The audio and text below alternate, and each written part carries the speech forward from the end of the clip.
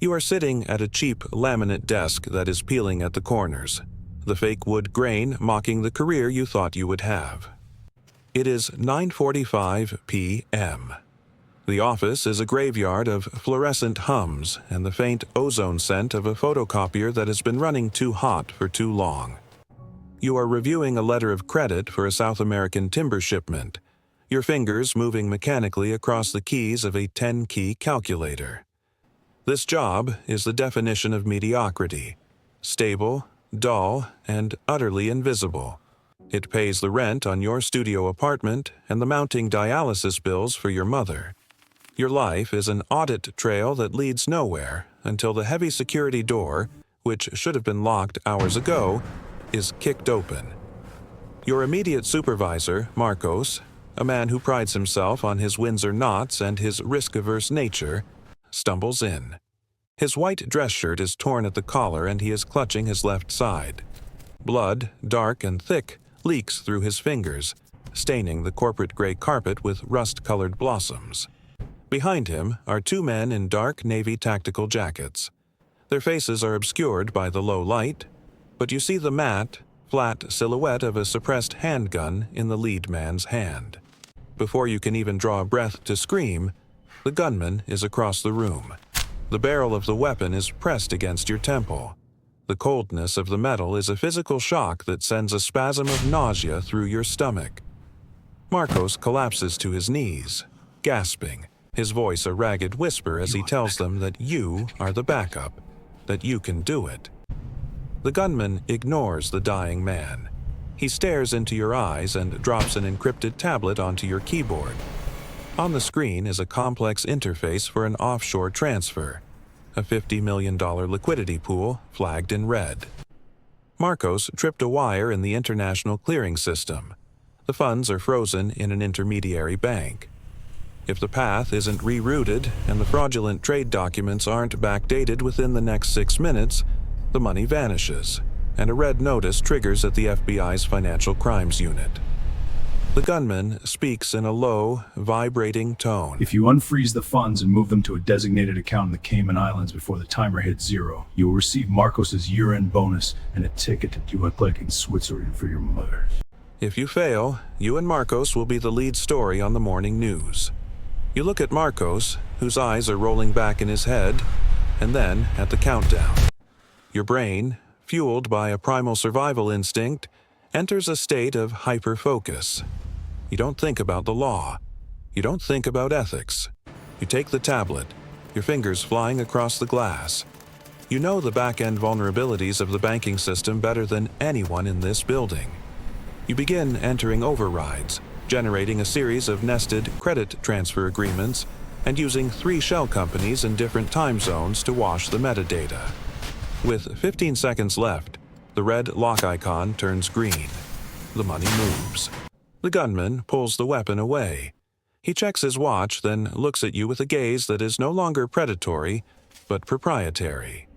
He gives a short nod, and his partner efficiently disposes of Marcos.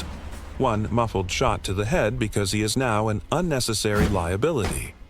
You don't have time to mourn.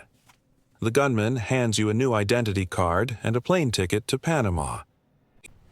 From this moment on, you are part of the architecture. You stand up, step over the cooling body of the man who hired you, and walk out of your life. You are no longer an accountant. You are a navigator of the world's darkest currents.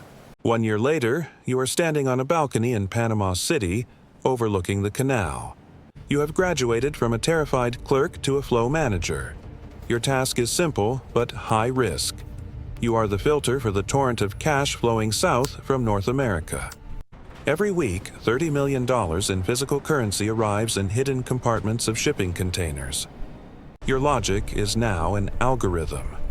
You employ a network of thousands of Smurfs, ordinary people, desperate for a few $100s, who take your cash and deposit it into hundreds of different bank accounts in increments just under the $10,000 reporting threshold. It is a logistical nightmare. You spend 18 hours a day monitoring bank feeds, tracking the movement of every Smurf. One mistake, one greedy runner who pockets $500, one suspicious bank teller who decides to call the manager, can collapse a leg of the operation. You have to decide when to burn an account, when to bribe a branch manager, and when to call in the enforcers to handle a leak. You realize that at this level, money is no longer a tool for purchase. It is a measure of pressure. You sleep 4 hours a night with 3 encrypted phones on your nightstand. Every notification is a potential prison sentence. You are learning that the true cost of this life isn't the risk of being caught, but the total erosion of your ability to trust any human interaction. The risks escalate as your talent is recognized. You are promoted to layering architect. You no longer touch physical cash. You touch the ghost of money. You build a global web of corporations that exist only on paper. Companies with no employees, no offices, and no products. You sit in a glass-walled office in Dubai, manipulating accounts in 20 different tax havens. You have mastered the art of trade-based money laundering. You arrange for a company in Hong Kong to sell non-existent electronics to a company in Brazil at 10 times the market value. The over-invoice difference is the clean profit. This is a war of attrition against global compliance departments. You study international tax law like a general studies terrain. You find the gray zones, jurisdictions where the regulators are either underfunded or under the thumb of the people you serve. Once, a $400 million transfer is flagged by Scotland Yard. A link in your chain broke because a mid-level banker in London got cold feet. Your superiors, voices on a scrambled line, give you 24 hours to fix it. If the money stays frozen, your contacts in Moscow will be liquidated to cover the loss. You feel the weight of the moral void you live in, knowing this money is the lifeblood of human trafficking and arms deals. But survival dictates your hands. You exploit a weekend maintenance window in the bank's central server, flooding the system with 60,000 microtransactions of digital currency to mask the movement of the 400 million. The money lands. You are now a legend within the organization, a ghost who can make mountains of gold disappear and reappear at will. 5 years pass. You have reached the inner sanctum of the organization, the sovereign cleaner. You no longer deal with criminals, you deal with rules. You dine with finance ministers and sit on private yachts with defense contractors. Your decisions don't just affect lives, they affect the stability of national economies. You manage a pool of $5 billion, a slush fund for the world's most powerful and corrupt. You must inject this capital into legitimate infrastructure projects, real estate developments, and tech startups. The complexity is staggering. You are playing a 3-dimensional game of chess against the treasury departments of the world's superpowers. You once designed an art laundering scheme to hide a massive bribe for a high-ranking European politician. You directed a puppet buyer to purchase a mediocre modern painting at a prestigious auction house for a record-breaking price.